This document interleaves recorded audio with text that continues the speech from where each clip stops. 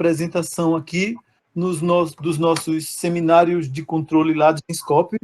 É a 42ª edição, desde que a gente começou a fazer assim, dessa forma, pela internet, né? A gente tinha até feito, em 2019, né? A gente tinha feito algumas apresentações no PEC e já tinha tido o prazer de contar, naquela ocasião, com a presença do Rubião, né? Onde ele se apresentou ali no auditório do PEC. Foi. Lembra, Rubião? Já foi um momento muito bom, assim, que a gente pôde receber ali presencialmente muita gente. E hoje, então, a gente tem essa satisfação enorme de receber aqui o Rubião para essa apresentação que vai ficar gravada, portanto, vai ter um público ainda maior, né? E dizer que, então, a satisfação, como eu já falei, muito grande. O Rubião, na verdade, o nome completo é Luiz Eduardo Ganem Rubião. Rubião é engenheiro químico pelo IME, né, pelo Instituto Militar de Engenharia. Ele concluiu em 1987, sempre com muito brilho, muito destaque, aparecendo sempre em programas de entrevista, sem censura, né, pelo desempenho notável tanto na admissão quanto no próprio IME, e depois ele fez o seu mestrado no PEC, no Programa de Engenharia Química, foi orientado pelo Henrique Luiz Lima, professor Henrique, em controle de processos.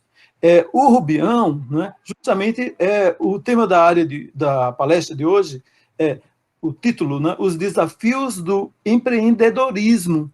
O Rubião, eu acho que praticamente todos sabem, né, ele fundou a Kentec em 1989, né, então veja que ele ainda estava no mestrado, que ele concluiu em 90. Depois ele fundou a BioSafe, depois a Radix em 2010 e a Radix dos Estados Unidos em 2013. Então veja todo esse aspecto ligado à empresa, né? Do ponto de vista acadêmico, o Rubião sempre esteve muito próximo à universidade, sempre colaborou através das empresas. Quantas vezes a UFRJ participou de desafios, de vários eventos que o Rubião era a força motriz para que eles acontecessem nessas empresas, né? O destaque acadêmico mais recente é que ele foi agraciado com o diploma do mérito do CREA, Rio de Janeiro, em 2020. Então, esse prêmio agora vai ser concedido presencialmente, né? Ainda em 2021. Foi uma indicação do IME, apoiada pelo Programa de Engenharia Química, pela COP, na verdade, pela COP UFRJ. E também, bem recentemente, o Rubião tem atuado como conselheiro do PSE, dessa área de Process System Engineering, que é uma área temática da BEC, está atuando numa iniciativa, né, que vai emergir brevemente, né, de um consórcio que vai relacionar as empresas e as universidades. A gente pode dar o nome, pelo menos, desse consórcio, por enquanto, que é InSilicoNet. E a gente pode ainda comentar um pouco brevemente aqui, né, que o Rubião, com essas empresas, ele realizou projeto em 30 países diferentes, para, no caso, dezenas de clientes, né? O Rubião talvez comente aí de novidades ainda mais recentes do que ele está fazendo agora, né? Mas, assim, a informação que a gente tem tido e também até tido algum contato com atividades do Rubião para clientes nacionais e internacionais nas áreas de treinamento, resolução de conflitos e de eficiência energética e de energias renováveis. Então, o Rubião, enfim, tem uma experiência vastíssima, muito interessante, né, para os nossos pesquisadores, para o público em geral. Mais uma vez, muito obrigado, Rubião. É um prazer enorme. Eu vou passar a palavra para você. Muito bem. Bom, antes de mais nada, obrigado, Maurício. Eu acho que é um prazer poder estar falando aqui para vocês, né? Eu fiz uma apresentação, vou carregá-la aqui, e espero que seja útil aí para a nossa audiência, né? Eu vou tentar fazer a apresentação, digamos, 40, 50 minutos no máximo, para a gente poder ter tempo também de conversar, ter perguntas aí e poder trocar algumas ideias, né? Então, deixa eu carregar aqui. Já deixei aqui tudo pronto. Vamos ver se não... Vamos lá. Muito bem. Sim, está carregando, sim. Está entrando? Está entrando, sim. Deixa eu botar no sistema. Vê se consegue agora a gente ver em tela cheia. Conseguimos sim, está Tá. disponível. Vou passar um slide para a gente ver se está avançando direitinho, Rubião. Só Perfeito, então foi. Pode voltar para não tirar aí a surpresa. Tá bom. E oculta a barrinha de baixo, Rubião. Essa barrinha aqui, ocultar. O duro é que é a minha vista que, para achar, às vezes, o cursor aqui demora. Né? Não, tranquilo. Não, mas agora acho que consegui. Ficou legal a imagem? Tá perfeito. Então, pronto. Então, pessoal, de novo, boa tarde a todos. Né? A gente vai falar sobre esses desafios aí do empreendedorismo. Né? O nome é um nome pomposo, né? Mas eu acho que é mais assim uma história que eu vou contar sobre a minha experiência como empreendedor aí nessa área de serviços de engenharia química. Tá? Isso é uma coisa que é muito importante de deixar claro. Né? Você pode ter vários tipos de ações empreendedoras. Né? Você não precisa necessariamente estar trabalhando com a área de serviço. Existem várias outras áreas. Né? Mas a área a qual eu me dediquei sempre foi a área de serviços. Né? Então, vou contar um pouquinho aí da minha história e vou relacionar um pouco com coisas que a gente tem visto, né, no mercado, que eu acho que podem ser interessantes para os alunos que, por exemplo, têm interesse de também entrar por essa área aí de montar uma empresa ou coisa que o valha, tá? E vou falar sobre as novidades aí mais recentes também, que eu acho que são interessantes, tá? Bom, o Maurício já fez uma primeira apresentação aí, eu sou engenheiro químico, me formei pelo IME, né? Depois eu vim para a COP, fiquei na COP fazendo mestrado. Depois eu fui professor do IME também, eu dei aula lá de Operações Unitárias 3, né? E como o Maurício também falou, recentemente aí, eu recebi esse diploma do mérito aí do CREA, né? Mas assim, a coisa que eu sempre procurei manter esse tempo todo foi uma ligação grande com as universidades, né? Eu acho primeiro porque o ambiente eu sempre me senti muito assim à vontade, né? Sempre gostei de frequentar, e também eu acho que por uma questão até de procurar fazer alguma coisa de boa qualidade, perene, né? Eu sempre achei que era importante esse relacionamento com as universidades, com o pessoal que está fazendo pesquisa, com os alunos, né? Então, aqui, eu fui praticamente colega de turma do Maurício e do Argimiro, né? Na verdade, uma turma atrás deles, né? Eles estavam fazendo mestrado um ano na minha frente, né? O Maurício também foi orientado do Henrique Lima, né? E a gente se conheceu nessa época. Então, eu sempre procurei aí participar. Tive aí a honraria de ser convidado aí pelo Argimiro e pelo Maurício para dar um apoio aí nessa ideia aí do PSE Brasil, né, do Process Systems Engineering, dentro da Associação Brasileira de Engenharia Química. Lá no IME, eu sou também conselheiro lá da Alumni, né, sempre assim com essa ideia de manter essa ligação aí com a universidade, né. Bom, a minha carreira, muito rapidamente, né, eu comecei na época ainda de curso, eu fiz estágio na Promon Engenharia, que era uma empresa de projetos, né, que existe até hoje, né, eu acho que é a única que sobreviveu daquela época. Depois eu estagiei em fábrica durante um ano, lá no final da Ilha do Governador, lá na Ribeira, né, antigamente tinha uma planta de lubrificantes da Exxon lá, fiquei um ano lá, e depois eu trabalhei, quando eu estava começando o mestrado, na COP, né, isso em 88, eu trabalhei um pouquinho numa empresa de engenharia, que até foi uma certa fonte de inspiração para montar a Chemtech depois, né, que foi a Andreoni. Aí depois, quando as cadeiras acabaram, né, também o Henrique me deu uma dura lá, dizendo que eu não podia ficar trabalhando e fazendo mestrado, que não ia dar certo, não sei o quê. Aí eu parei lá com a Andreoni, me dediquei ao mestrado, né, principalmente lá no final de 88, ao longo de 89. Aí, quando eu já estava bem no finzinho lá da elaboração da dissertação, né, terminando, eu defendi no início de 90, né, mas lá no finzinho de 89, eu e mais dois colegas que tínhamos vindo do IME, né, e fomos lá para a COP, nós montamos a Chemtech. Né. Na Chemtech eu fiquei até 2010, né, na verdade, a gente vendeu uma parte da Chemtech em 2001 para a Siemens, né, a gente fez vários projetos no Brasil e no exterior, né, no exterior muito graças a Siemens, a gente fez um projeto, por exemplo, para a ExxonMobil, que pegou 26 refinarias da ExxonMobil no mundo inteiro, foi um projeto super bacana, a gente ganhou em 2001, né, a Siemens nem estava com tanta esperança de ganhar, mas Como ela tinha acabado de comprar a Kentek, ela achou que a Kentek podia ajudar nessa concorrência, e realmente, pô, a Kentek foi decisiva, né? E aí a gente começou a fazer esse trabalho que abriu aí as portas do mundo pra gente, né? A gente já tinha feito uma ou outra coisinha lá fora, mas assim, mudou de dimensão quando a gente começou a trabalhar com a Siemens. Eu tive um períodozinho de 2 anos que eu fiquei só na Siemens. Eu saí da Kentek, né? Na verdade, fiquei lá no escritório da Kentek, mas a minha missão principal era com a parte de construção de módulos da Siemens, né? Módulos de elétrica, módulos de processo, compressão, geração. Deu para fazer um trabalho aí bem legal e pegar uma experiência interessante, né?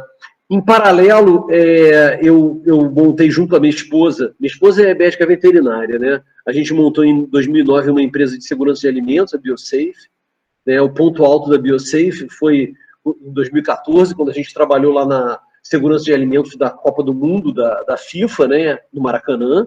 A gente fez a parte de segurança de alimentos de toda a parte que era de convidados da FIFA, né? Era mais da metade do Maracanã, era de convidados e ingressos especiais, entendeu? E também nesse ano de 2014, uns 6 meses depois mais ou menos, quase no final do ano, a gente trabalhou no TED Global, que teve uma conferência aqui em Copacabana, né? Então a gente teve uma experiência bacana que com a FIFA a gente trabalhou com um grupo grande de alemães, né? E no TED com um grupo grande de canadenses, né? Então foi muito maneiro, foi muito legal, foi uma experiência bem legal. Nenhum dos dois eventos teve problemas de intoxicação alimentar, nada disso, foram super bem sucedidos, né? Bom, depois já em 2010 eu montei lá a Radix, né? Depois que eu saí da Kentek e da Siemens. A Radix era uma competidora da Kentek, também fazia a parte de engenharia e de software, né? A gente, desde que começou lá em 1989, a cabeça da gente era essa, né? A gente vai juntar engenharia com software. Era o que eu tinha feito lá no mestrado também, né? Pensar em engenharia, mas também pensar em software, né? E, de certa maneira, isso aí é a essência aí do que a gente hoje chama de digitalização, indústria 4.0, né? As coisas foram evoluindo, foram aparecendo conceitos novos, mas a ideia geral, eu tenho até um slide legal que eu montei lá na época do nosso congresso aí, do PSE Brasil, que a gente fez aí na UFRJ, né, em 2019, né? Depois eu vou mostrar para vocês, é bem interessante, né? Mas aí na Radix eu fiquei até 2017, né? A gente teve que vender uma parte da sociedade para uma empresa brasileira, que é a Sotrec, que era ligada a uma empresa americana, a Caterpillar, né? Essas vendas de empresa, né? Eu até falo isso porque as pessoas gostam muito de glamorizar essas coisas. Uma venda de empresa, aí o cara ficou milionário. Não é bem assim a história, né? Você às vezes vende a empresa por falta de opção, né? Porque você começa a montar uma empresa, começa com 3 pessoas, 20 pessoas, 100 pessoas, 200 pessoas. Vai pensando no salário de um engenheiro. Aí você bota lá 200 pessoas, o cara tem que ganhar 10 mil, tem os custos a mais, 20 mil, vezes 200, 4 milhões de reais por mês. Entendeu? Então, isso aí não é uma despesa compatível com as posses de uma pessoa de classe média, entendeu? Então, tem uma hora que fica muito difícil aqui no Brasil, infelizmente, aqui no Brasil, acaba ficando difícil você segurar esse rojão, né? E é preciso ter em mente também que quando a gente montou a Kentek e depois a Radix, né? Mas principalmente a Kentek, lá no início dos tempos, né? Era uma época totalmente diferente dessa aqui de hoje, né? A gente, quando montou a Kentek, não tinha incubadora de empresas, não tinha nenhuma no Brasil ainda, não tinha. A própria incubadora aí da COP é do início lá dos anos 90. A gente já tinha a Kentek pronta, né? Não tinha investidor anjo, entendeu? Não tinha nada disso. As vendas que a gente acabou fazendo, tanto da Kentek quanto da Radix, foram para empresas, num caso multinacional, no outro caso uma grande empresa nacional ligada a uma multinacional, né? Que eram as empresas que tinham cacife para comprar uma empresa um pouco maior, né? E dar conta do recado depois, né? Então, a gente vendeu também uma parte da Radix, a gente vendeu 50%, né, em 2015, início de 2015, final de 2014, né? Aí eu fiquei ainda mais 2 anos e meio, mais ou menos, como CEO, né? Tem uma hora que a coisa diverge, né? Assim, a visão de mundo, a visão empresarial, né? A minha visão, né? Era muito diferente da visão do investidor, né? Da Sotrec, né? Então, a gente começou a ter umas divergências, tem uma hora que não vale mais a pena, né? E aí apareceu uma chance de sair, eu acabei saindo. Fui sair em 2018 só, tá? Por quê? Porque entre 2017 e 2018, eu já não era mais CEO da Radix, mas eu fiquei ajudando lá, trabalhando na Radix Estados Unidos, para desenvolver algumas contas grandes, né? Que a gente queria dar um salto lá dentro dos Estados Unidos, né? Então, além de incrementar um pouco lá a conta da ExxonMobil, né, que a gente já vinha desenvolvendo há algum tempo, né, a gente conseguiu conquistar a conta da Georgia Pacific, que é uma das maiores empresas de papel e celulose lá dos Estados Unidos, e também da Bombardier, né, que no caso a Bombardier Transportation, né, ou seja, que fazia parte de metrôs, trens. A gente conquistou essas duas contas e começou a fazer um trabalho bem legal com as duas empresas, né? E a Kinder Morgan também, que era uma empresa que trabalha mais na parte de gás, não sei o que, mas era bem menor do que essas outras duas, tá? E aí, como o Maurício falou, né, a gente realizou o projeto em tudo que foi país, né? Teve uns 30 países aí que a gente trabalhou, né? Eu não cheguei aí a esses 30 países, né? Então a gente teve, por exemplo, projeto na Rússia que eu não fui, projeto na Arábia Saudita que eu não fui, né? Mas assim, eu fui a muitos países, né? Eu fui por Índia, Nova Zelândia, vários lugares aqui na América do Sul também, vários lugares, nos Estados Unidos, Canadá, México, né? A gente fez muita coisa, muitos trabalhos bem legais, né? Bom, aí o que aconteceu? Né, quando eu saí da Radix, né, em 2018, né, eu fiquei lá 3 anos com um acordo lá que eu não iria competir contra a Radix, né, a gente assinou esse acordo. Eu não sou muito favorável a esses acordos, não, eu sou meio contra isso, entendeu? Mas era uma prática de mercado aí que o pessoal costumava usar. Eu acho isso aí é muito bacana para você falar, talvez nos Estados Unidos, mas aqui no Brasil, entendeu? Que a gente precisa tanto de alguém tentando empreender para tentar, sabe, fazer as coisas andarem. Eu acho isso aí um desperdício de energia, entendeu? Mas o fato é que eu assinei, topei, né? E aí eu fiquei 3 anos fora desse mundo aí, sem poder competir. E aí fiquei trabalhando, por exemplo, coloquei isso aí como parte lá da BioSafe, né? Numa parte de perícia, né? Que é uma parte super maneira também, tá? É um negócio super legal, de 2017 até 2021. Então são perícias em grandes disputas aí na justiça, em arbitragens, né, envolvendo grandes empresas, né, em que, sei lá, o cara está tendo problema na execução de um projeto, em um fornecimento de algum produto, né, então você tem que fazer uma perícia técnica também para entender o problema do ponto de vista técnico e permitir o julgamento do caso, né, seja pelo juiz, que é a justiça comum, seja por um ou mais, normalmente são mais, né, são 3, árbitros numa câmara de arbitragem, né? Então, foram trabalhos bem legais. Aí eu trabalhei com empresas, super, super bacanas, pelas quais eu tenho maior, assim, respeito, maior consideração, porque sempre me trataram, assim, super bem, né? Então, a White Martins, a Air Liquide, que é até concorrente da White Martins, né? E o engraçado é que, apesar de elas serem concorrentes, eu já trabalhei, assim, para as duas ao mesmo tempo, né? E com todo o cuidado necessário, porque são duas empresas competidoras, né? Mas tem um maior respeito, até eu diria que até um certo carinho pelas duas, né? Com o pessoal da VEG lá de Santa Catarina, que é uma turma muito, muito boa, eu, sabe, me dou super bem lá com eles, com o pessoal da antiga Norsk Hydro, né? Que depois assumiu uma mineração lá na área mais voltada para alumínio, né? Lá no Pará, né? Então foram casos interessantes, né? E essa minha não competição acabou agora. Acabou mês passado. Não tem nem um mês que acabou a não competição. Né? Vai fazer um mês, dia 10. Né? E aí apareceu essa surpresa que o Maurício estava falando, né? Porque, assim, do nada, por uma história completamente insuspeita, né?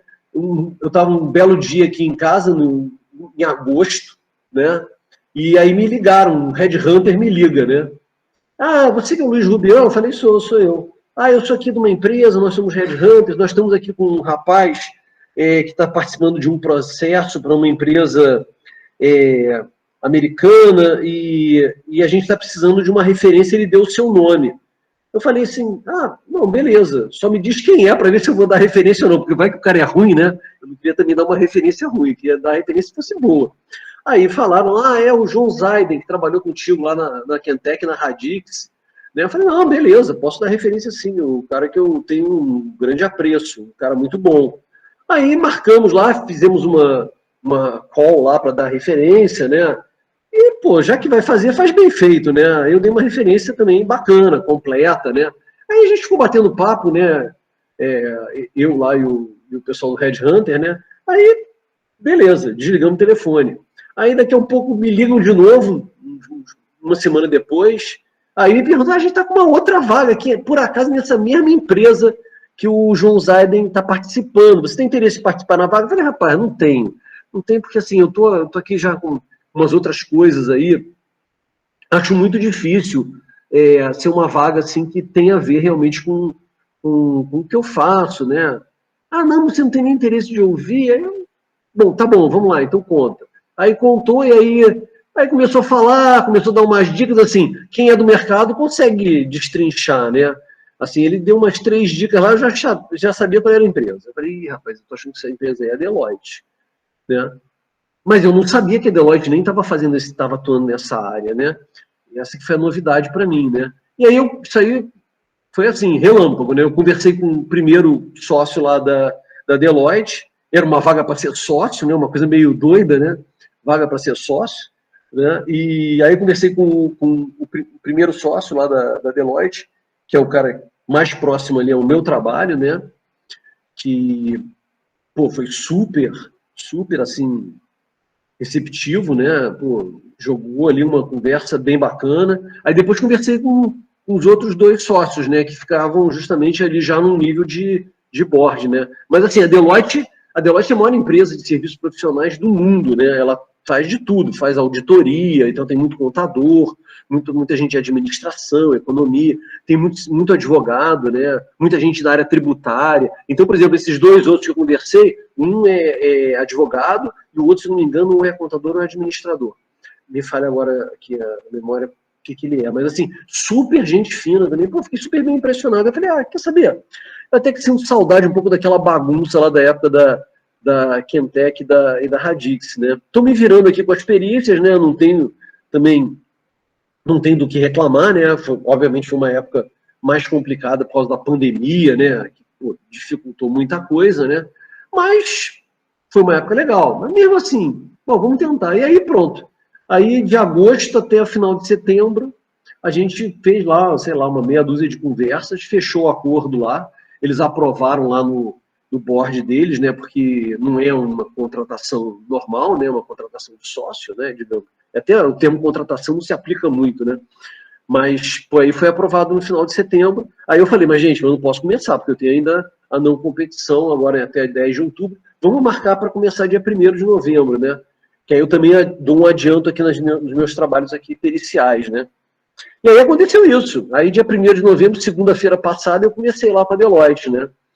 Então essa aí é que é a grande novidade. De alguma maneira, eu voltei lá para o mercado e com um lado de empreendedorismo também, tá? Porque as pessoas associam muito o empreendedorismo a eu vou montar uma startup, né? Não é só isso que é empreendedorismo, né? Esse aqui é um caso típico. A Deloitte, né? Eu estava falando aí para vocês, é a maior empresa de serviço do mundo e lá fora ela é muito forte nessa área de indústria 4.0, né? Nos Estados Unidos eles são fortíssimos, né? Aqui no Brasil não, o pessoal está ainda começando, entendeu?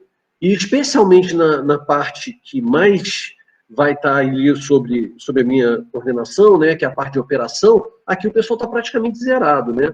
Então aqui tem todo um empreendedorismo, né? Não é pelo fato de eu ter o título de sócio da Deloitte, não é isso aqui. Essa área é uma área que tem que ser construída. Todo mundo que estiver trabalhando agora nessa área aqui, junto com essa equipe que a gente está montando, né, vai ter que ter um lado empreendedor, porque não tem um negócio pronto que é só continuar fazendo, entendeu? A gente tem que levar um portfólio novo para o mercado, convencer os clientes. Tem todo um trabalho que é realmente um trabalho de empreendedorismo, né?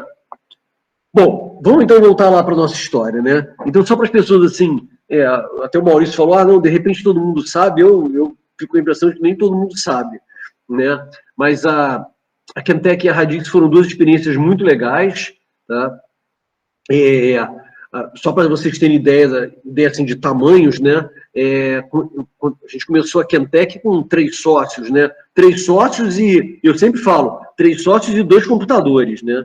A gente só tinha 2 computadores, aqueles bem antigos, sabe? Tipo, que eu usei na minha tese de mestrado, né?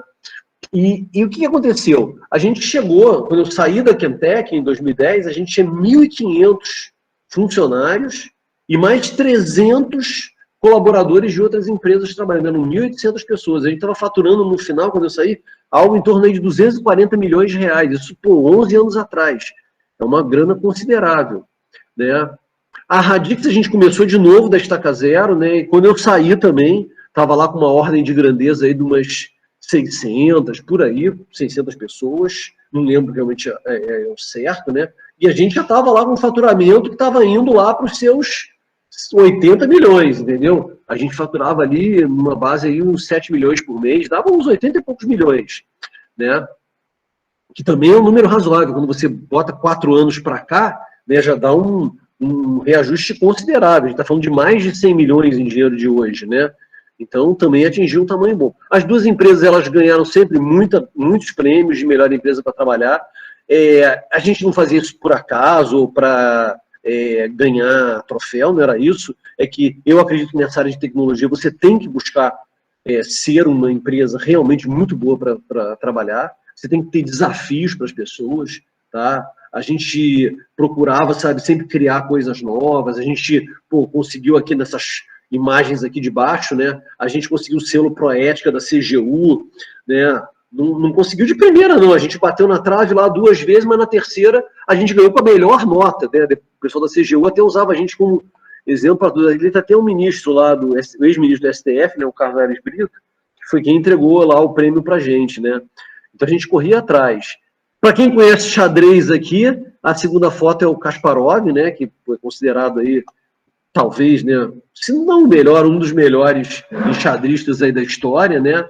Ele, inclusive, veio aqui para o Brasil em 2011, né? Eu tinha um ex-funcionário meu da Kentucky que, era baita do enxadrista, né? Ele que veio falar isso comigo. A gente vai trazer o Kasparov, vocês não querem patrocinar, não? E aí a gente patrocinou. Foi um dos patrocinadores, né? Uma porção de empresas patrocinaram. Você está vendo ali atrás no cartazinho, lá tem a Volkswagen. Eu acho que o outro logo ali é da American Express, se não estou errado. Não tenho certeza. Né? Mas, assim, umas 5 ou 6 empresas patrocinaram, e o Kasparov, veio para o Brasil, foi sensacional, porque ele é um cara que tem uma visão de inteligência artificial do cacete, né? Eu vou contar um pouco da história dele daqui a pouco, né? E aí, a gente sempre trabalhou muito com essa coisa de universidade, sempre. Isso aí não é por diletantismo, não é por crença mesmo, crença de que é um caminho interessante. Então, a gente patrocinou muitos projetos acadêmicos, muitos projetos, muitas equipes de competição acadêmicas, né? Até que na COP23, né? Agora está tendo a COP26, né? Na COP23, né? Eu até fui convidado para fazer uma palestra lá. Aliás, isso aqui foi a gota d'água para eu sair lá da Radix, né? Porque, acabou que o pessoal foi contra a minha viagem lá para a COP23 e, é um tema que eu sempre achei fora de série. Você vê, caramba, a importância desse assunto, né? E a gente, eu ia fazer uma palestra, escrevi o artigo, que eu tinha que escrever um artigo para poder fazer a palestra. O artigo era justamente isso, Digital Revolution meets Sustainability, né? Então era um encontro da revolução digital com a sustentabilidade, né? Contando das histórias da Radix. E assim, foi descoberto pelo próprio pessoal da ONU, não foi a gente que foi se candidatar, não, né? Eles ligaram e fizeram o convite. Na Kentucky a gente ganhou prêmios de empresa mais inovadora do Brasil em 2009, né? A gente foi parar numa reportagem do Le Monde, né? Desculpa, gente, pulei aqui. A Beyoncé, que eu tinha falado para vocês, né? A Copa do Mundo lá, e o TED, né? Olha lá, o pessoal posando, tudo veterinário, o único abelhudo lá de fora era eu, né? Engenheiro químico lá, dando uma de metido a besta, né? E com o pessoal também lá do TED, né? Aí, fotos lá da época da Radix, né, as equipes acadêmicas, né, algumas são aí da UFRJ, né, o Barco Solar aqui embaixo, bem no centro aqui, é da UFRJ, né, mas a gente patrocinou, gente de tudo que foi lugar, inclusive colégios aí do ensino médio, né, aqui é o Franco Brasileiro, a gente patrocinou a equipe de robótica deles, né, a gente patrocinou o pessoal do Minotauro, né, que é a equipe de robótica de combate da PUC, né, que eles foram disputar lá nos Estados Unidos, a BattleBots, que é um programa passa em prime time lá na ABC, né? Foi muito legal, né? Eles não conseguiram ser campeões nesse ano, não. Depois eles, não sei se já foram, né? Então a gente sempre apoiou essas iniciativas, né? Os trabalhos que a gente sempre fez, né? Tanto o Kentec quanto o Radix, tem muito a ver com essa parte aí da coisa digital, né? Ou seja, é a engenharia, sim, mas com um foco grande na área digital. Isso aí é um módulo, né? Que a gente projetou e que foi construído pela GE, né, lá na China, né? Lá em cima você vê os módulos. Ó, o módulo é gigantesco, dá para ver as pessoinhas ali do lado, né? Mas esse negócio era todo ele projetado eletronicamente. A gente tinha as maquetes eletrônicas super sofisticadas, até a parte de iluminação do módulo a gente importava para dentro da maquete. Dá até para ver, se você olhar ali, você consegue ver a sombra dos degraus das escadas ali no chão. Até a parte de iluminação a gente conseguia importar para dentro da maquete, né? Mas a gente trabalhava em outras coisas. O Museu do Amanhã, por exemplo, a gente fez o sistema lá, que era o sistema que recebia as informações aí das parceiras que o pessoal da Fundação Roberto Marinho, né? A Fundação montou várias, não só cuidou do projeto do museu, como cuidou desses acordos, né? Por exemplo, com a NASA, com várias instituições relevantes aí de pesquisa, né? São centros de conhecimento, né?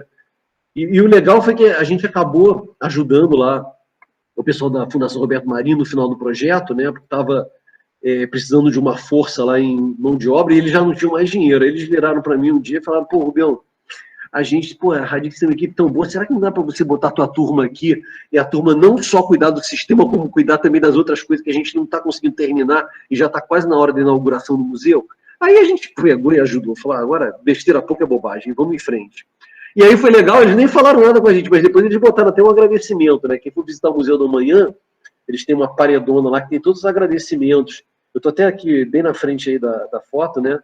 E tem lá um agradecimento à Radix, para mim, para o Paulo Armando, que era meu sócio, né? E que cuidou do projeto, a Aline, que era nossa gerente, e para os outras empresas e pessoas que trabalharam ligadas a gente também, né?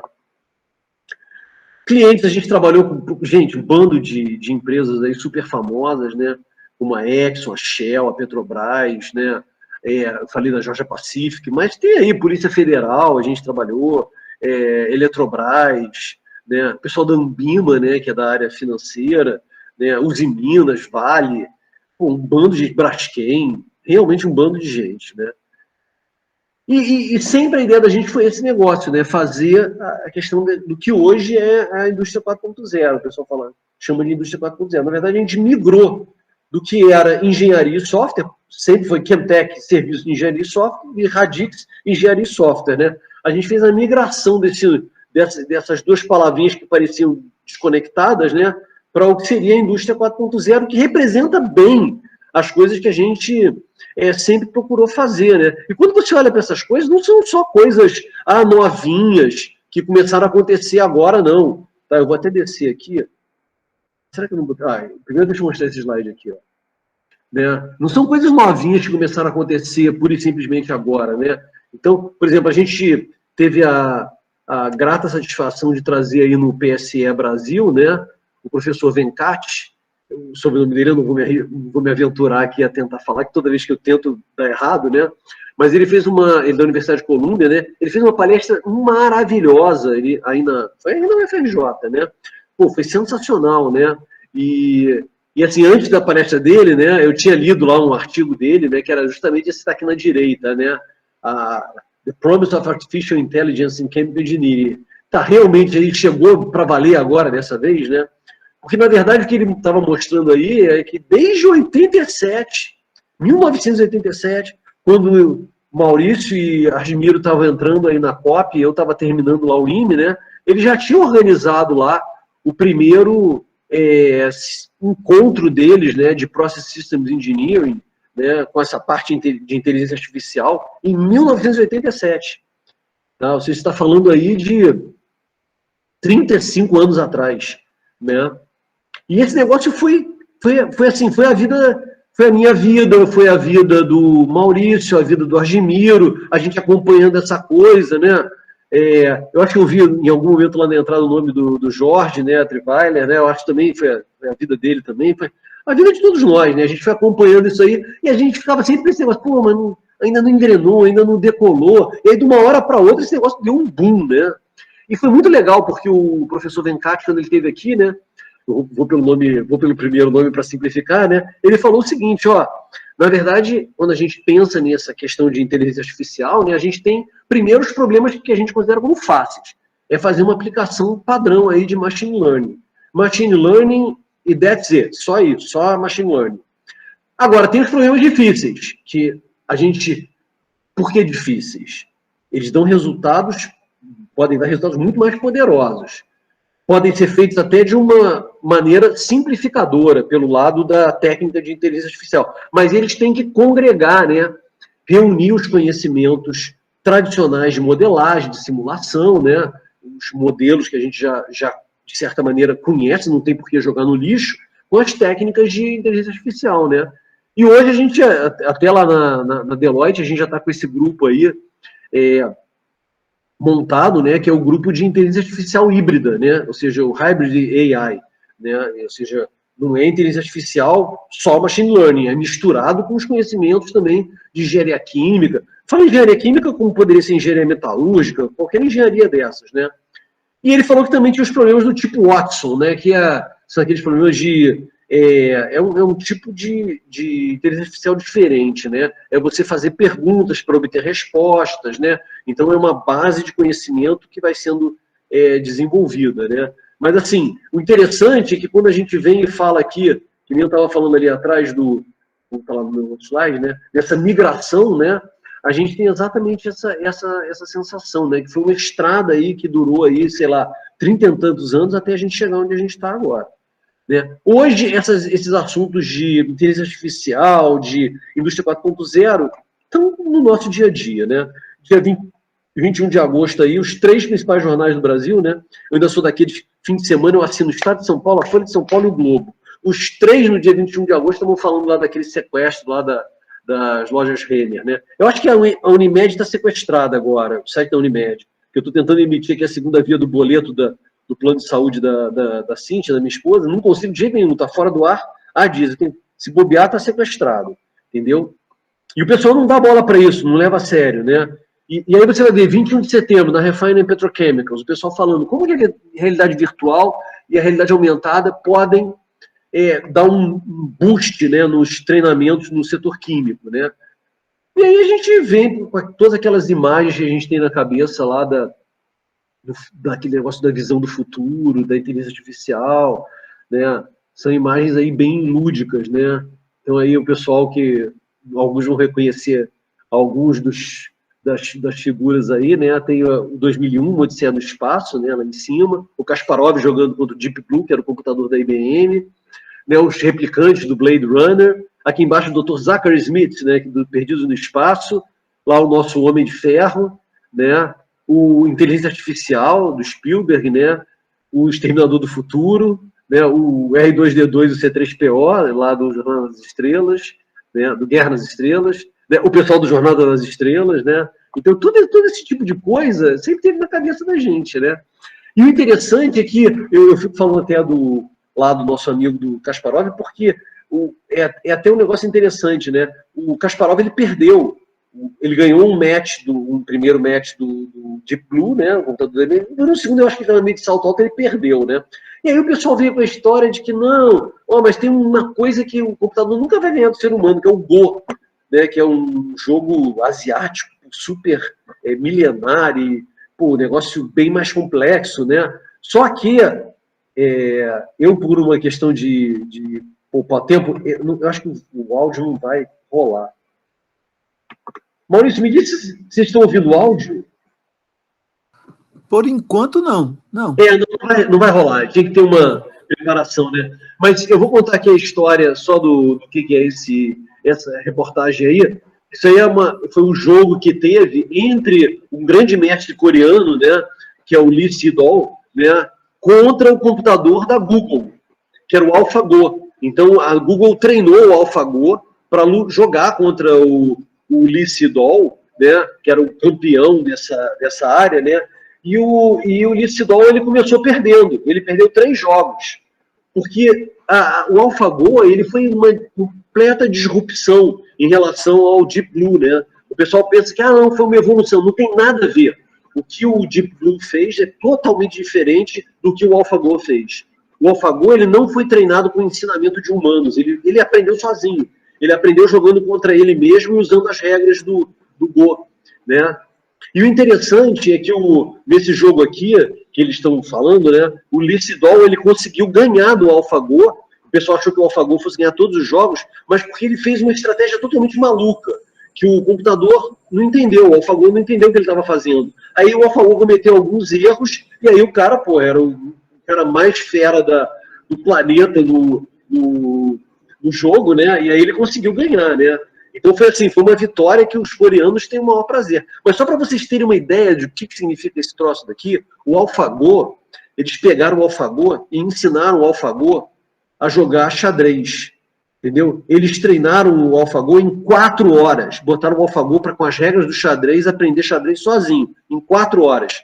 Depois que ele aprendeu, ele derrotou todos os softwares de mercado que existiam no mundo para jogar xadrez. Em 4 horas de treinamento. Então é uma tecnologia completamente diferente. Realmente uma disrupção viabilizada por todo esse boom que a gente está tendo até na parte computacional também, né? Então a gente tem que ficar de olho, porque às vezes parece que é uma continuidade do engenharia de software, às vezes não, às vezes é uma disrupção mesmo, entendeu? Bom, já estou aqui terminando, porque eu queria que vocês também pudessem fazer suas perguntas, né? Antes de encerrar, né, eu dei uma olhada lá na Georgia Tech, né, que eu e o Maurício estivemos lá há coisa aí de uns 3 anos, né, visitando lá a Georgia Tech, né, porque eu estava lá com aquele trabalho de 4 anos, né, estava desenvolvendo lá as contas da Georgia Pacific, né, e aí apareceu uma chance de interagir com o pessoal da Georgia Tech, né, e, pô, eu fiquei super amigo lá do pessoal, acho que o Maurício também, e até o FRJ desenvolveu lá também algum relacionamento, né? Aí eu dei uma olhadinha só lá no site da Engenharia Química para ver o que tinha de novidade, né? E a abertura do site era essa daqui. Eu peguei isso aqui há poucas semanas atrás, né? Então o cara fala de robótica, mostrando lá a colheita lá de pêssego, né? Porque a Geórgia é o estado do pêssego, né? É o símbolo dele. Falando da Covid, do impacto da Covid, falando de tecnologias, né, para separar para-chileno, usando membranas de carbono, né? Então, quando a gente vê isso daqui, a gente vê, caramba, eu acho que o caminho é esse mesmo, né? A gente tem que trabalhar em tecnologia, não é só inteligência artificial, não é só robótica, não é só indústria 4.0, a gente tem tecnologias novas que precisam ser desenvolvidas, a gente tem um ambiente que é impactado por fatores externos, como a Covid, a questão do meio ambiente, né, climática, né? Mas, assim, o caminho é por aí mesmo, né? É isso. Então, acho que... Não sei se eu consegui ser bom aí de tempo, né? Mas vou até interromper aqui. Agora, eu só tenho que achar minha barrinha de volta. Está aqui. Eu queria ver as pessoas que aqui... Rubião, muito obrigado. Não sei se... Como sempre, uma excelente palestra, e eu fico pensando até, você citou agora mais para o final, assim, essa passagem lá pela Georgia Tech, né? Eu fico pensando que naquela oportunidade eu estive assim um pouco mais próximo, né? Pude estar mais próximo a você e pude ver assim que por trás assim de todo o trabalho que fica evidente, conhecido, né? Tem assim exatamente a palavra trabalho, né? O quanto você trabalha, eu vi o quanto da sua dedicação sempre ali muito envolvido e totalmente voltado para o trabalho. Então, é isso o que está por trás de tudo isso, né? E eu vou passando já, então... Deixa eu só fazer um comentário, né? Que isso que o Maurício falou interessante, quando a gente estava lá em Atlanta, né? Isso. Teve um dia que sobrou na agenda, né? E estava chovendo, né? Uhum. Aí a gente, não, o que a gente vai fazer, não sei o quê. Estávamos nós e o Flávio Valtz, lá da Radix, né? Aí eu falei, Flávio, quer saber, eu vou lá na Georgia Tech. Aí eu falei, não, a gente não marcou com ninguém. Eu falei, não, eu vou lá, a gente vai conseguir falar com alguém. Aí o Maurício, então tá, Rubem, eu vou contigo. Aí o Flávio não quis ir, né? Aí a gente foi, né? Pegou o Uber, o cara deixou a gente no prédio errado, chovendo pra caramba, a gente se molhou todo. Eu sei que a gente conseguiu chegar lá no prédio da Engenharia Química, né? E aí eu expliquei o que eu estava fazendo ali, não sei o quê. O pessoal tratou a gente super bem, mas assim, maravilhosamente bem. Eu sei que lá pelas tantas, quando deu a hora do almoço, eu e o Maurício, nós estávamos almoçando, estava tendo um evento lá do Instituto lá de Papel e Celulose, que fica dentro da Georgia Tech, convidaram a gente para participar da mesa diretora lá do almoço, e eu e o Maurício almoçando, aí eu liguei para o Flávio Valdes, a gente está aqui almoçando aqui na mesa aqui do pessoal da diretoria aqui do Instituto. Ele, você está de brincadeira, não é possível. Pois é, a gente tá, mas é um pouco disso que o Maurício falou, você tem que ter uma certa persistência, né? Se você deixar rolar frouxo, não acontece nada, né? Isso. Você sabe que até hoje a gente tem contato principalmente com uma professora específica, a Martha Grover, né, que ela tem sempre, até nesses seminários, ela já se apresentou. Que legal, pô! No nosso. A Verônica chegou aí lá também, né? Na época era coordenadora. Então, a proximidade começou a partir dali. Eu espero que ainda aumente as interações lá com a Georgia Tech. Mas foi uma viagem assim muito, muito interessante. Uma série de coincidências e a gente foi sendo ali recebido pelas maiores autoridades que estavam até presentes. Até o diretor, né? Foi sensacional. Bem, o Jorge já levantou a mão. Já vi. Ele estava aí mesmo. De depois novo. teve outras. Passar para o Jorge primeiro. Então, boa tarde, Rubião. Muito obrigado pela palestra. Acho que essa experiência toda essa trajetória é extremamente importante e é um exemplo e um caso de sucesso. Mas, normalmente, a gente acaba apresentando muito mais as coisas boas e nem tanto as coisas ruins, como nos artigos científicos, né? Nos artigos científicos, os resultados bons aparecem e algumas experiências não tão boas não são reportadas e elas acabam sendo repetidas muitas vezes, do que as de sucesso. Então, eu tenho duas perguntas, ou dois grupos de perguntas.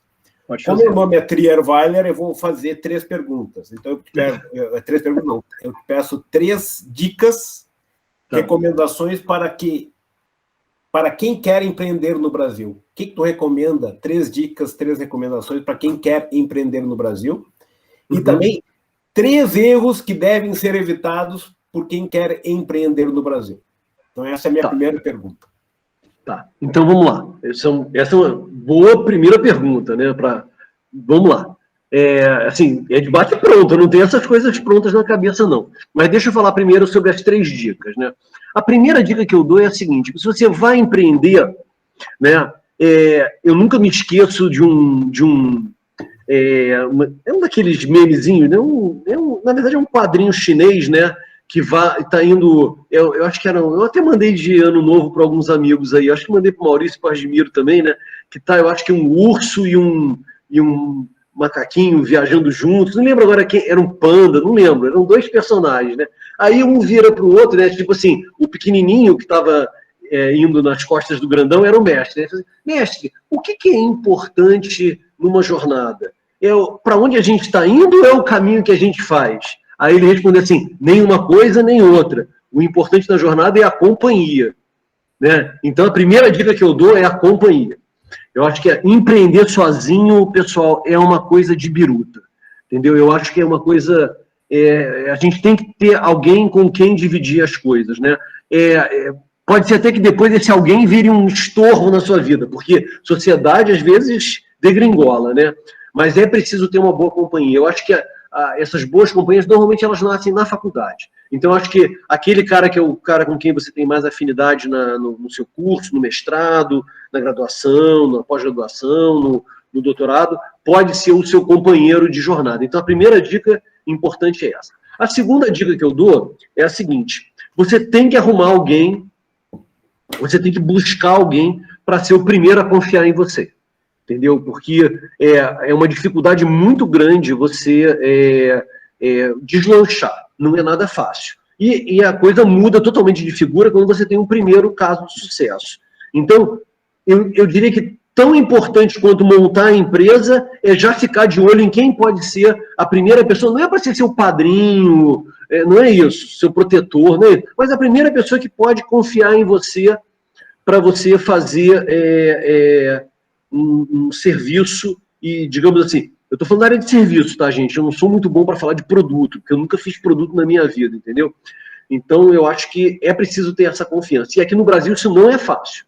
Lá nos Estados Unidos você até consegue falar com um cara que você nunca viu na vida e o cara te contratar. Aqui no Brasil é dificílimo isso, dificílimo, ainda mais no início.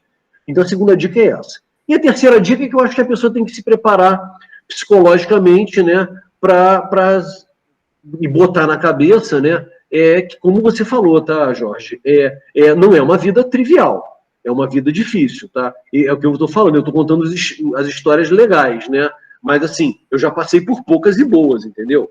Eu já passei por operação policial com 20 policiais dentro do escritório da Radix, que levaram em 4 horas todos os nossos 100 computadores, e no final do dia eu estava sozinho, olhando assim para um salão totalmente vazio, faltando 7 dias para pagar a folha salarial, e sem nenhum computador mais, entendeu? Então a gente tem que estar preparado para isso. Se o cara não tiver esse lance da resiliência aí, não é resiliência de discurso, não, é resiliência de verdade mesmo, vão te botar no chão, vão te mobilizar, vão te dar um mata-leão, e você vai ter que resistir de alguma maneira, entendeu? Então acho que você tem que se preparar também psicologicamente para isso, porque isso que você falou, Jorge, eu acho que foi até de uma felicidade assim absurda, porque realmente quando a gente conta um lado bacana para as pessoas se motivarem, né?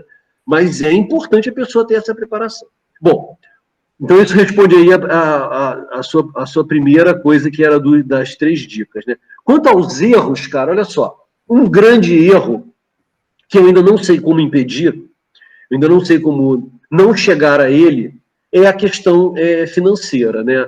Porque quando você está trabalhando num negócio desses, né, o fluxo de caixa é tudo. Você começar uma empresa, né, você pode chegar a montar, né, e de repente começar, e você, pô, eu ainda sou solteiro. Eu me lembro quando eu montei a Quentec, eu era solteiro, pô. Eu levava sanduíche de ovo todo dia para o trabalho. Fazia eu mesmo de manhã, cozinhava lá os ovos, fazia lá um sandubinha de ovo com pão francês, né? E aí, pô, levava aquele sandubinha de ovo no papel de alumínio, fazia tipo uma merendeirazinha, e lá ia eu. E fiquei comendo sanduíche de ovo, gente, uns 3 meses. Mas eu era solteiro, né? Ainda tava, sabe, mas depois a coisa vai crescendo, entendeu? E é óbvio que tem aquele lance do crescer. Então, um erro que as pessoas às vezes cometem é não estar preparado para essa coisa do crescimento. Porque aqui no Brasil tem essa coisa das ondas, né? Então você entra num negócio e caramba, vai subir, e de repente, bum, cai. E quando cai o faturamento de uma hora para outra, se a sua responsabilidade financeira for muito grande, né, você pode estar numa sinuca de bico. E eu vou falar muito honestamente com vocês, tanto na Quentec quanto na Radix. Na Quentec não foi tanto isso não, mas na Radix, de certa maneira, foi. A gente ficou numa sinuca de bico, porque a gente viu uma curva muito forte de crescimento, e de uma hora para outra a economia deu um baque, lá em 2016, né? E antes ainda, já em 2012, 2013, a Petrobras já estava dando uma freada, né? Então esse é um erro que a gente tem que tomar muito cuidado. Eu não tenho receita para evitar esse erro, o erro de cair numa cilada financeira dessa. Esse é um erro que você não pode cometer. O outro erro que você não pode cometer de jeito nenhum, porque é um pecado capital, é não fazer direito as coisas. Ou bem você faz com excelência, ou as pessoas não vão lembrar de você. Entendeu? Eu falo isso por quê? Porque agora mesmo, nessa minha fase aí de trabalho em perícias e consultorias por conta própria, eu fui chamado lá pelo pessoal da DETEM para trabalhar. Eu trabalhei para a DETEM, pessoal, em 1991, foi o meu primeiro projeto. E a gente sempre procurou fazer tudo da melhor maneira possível, entendeu? Depois eu me afastei um pouco da execução, eu via que de vez em quando dava uns probleminhas, entendeu? Mas você vê aquela imagem montada de fazer a coisa bem feita, levou a DETEM a me chamar lá para fazer uma consultoria, eu, na base do eu sozinho, Rubião Corporation, né? Quando eu fiquei aí nesses 3 anos aí solitário, né? E o pessoal falava, né? Os engenheiros antigos falavam para os novos, pô, esse aqui é o Rubião aqui, que fez aqueles projetos para a gente. 30 anos depois, eu estava fazendo um trabalho com eles graças a aqueles trabalhos bem feitos. Então, o erro que você não pode cometer, pessoal, é se dar o direito de não entregar uma coisa, entregar mal feito, não pode. Isso é uma coisa que é inadmissível aí no mundo de você fazer serviço. Você tem que primar pela excelência, né? Fazer um negócio bacana, né? Que as pessoas olhem para aquilo e fiquem e vibrem, né? Agora, um terceiro erro que você não pode cometer, esse eu não estou com nenhum na cabeça agora, Jorge. Eu sei que Então, você é tri, pode ficar no bi. Pode ser bi. Bi já tá bom. Tá. E a minha última pergunta, porque eu não quero monopolizar, é como é que você vê a engenharia química daqui a 10 anos, 15 anos? Nós estamos num processo de transformação, mas a engenharia química, como é que tu vês ela daqui a 10 anos? Olha só, essa também é outra pergunta interessante, né? A engenharia química, vamos fazer assim uma autocrítica, né? Quando você pensa pelo lado das universidades, né? Por exemplo, você pensa numa UFRJ, numa URGS, né? Assim, eu não acho que ela tenha sido falha, né? Eu acho que as universidades, elas abordaram os temas tecnicamente corretos, entendeu? Tentaram passar. Eu acho que talvez tenha havido alguma... vamos chamar de deficiência no bom sentido, né? Nessa parte de dar um boost nos alunos para eles encararem esse lado, né, da computação, do desenvolvimento de software, isso historicamente, né? Por que eu estou falando isso? Porque na minha visão, assim, a engenharia química vai continuar existindo e vai continuar precisando dos seus conceitos básicos, porque os processos estão aí. Você vê lá, por exemplo, o pessoal da Georgia Tech, né? O pessoal está lá desenvolvendo uma tecnologia para separar parastileno usando uma membrana nova, né? Talvez a gente tenha novos tipos de processo no meio, né? Você vê hoje aí uma DTEM química aqui no Brasil que vai mudar o catalisador de HF para catalisador sólido. Então, eu acho que essa engenharia química nos próximos 10 anos, né, essa base conceitual da gente, de conhecer processo, vai existir. Não vai mudar, entendeu? Isso aí vai continuar tendo. Eu acho que a gente não pode achar que essas coisas não são relevantes. A gente tem que ter os alunos entendendo os conceitos todos. Mas eu acho que cada vez mais a gente vai ter que estar imerso nesse mundo aí da digitalização, né? Então, quando a gente pensa em fazer projeto, tudo digital.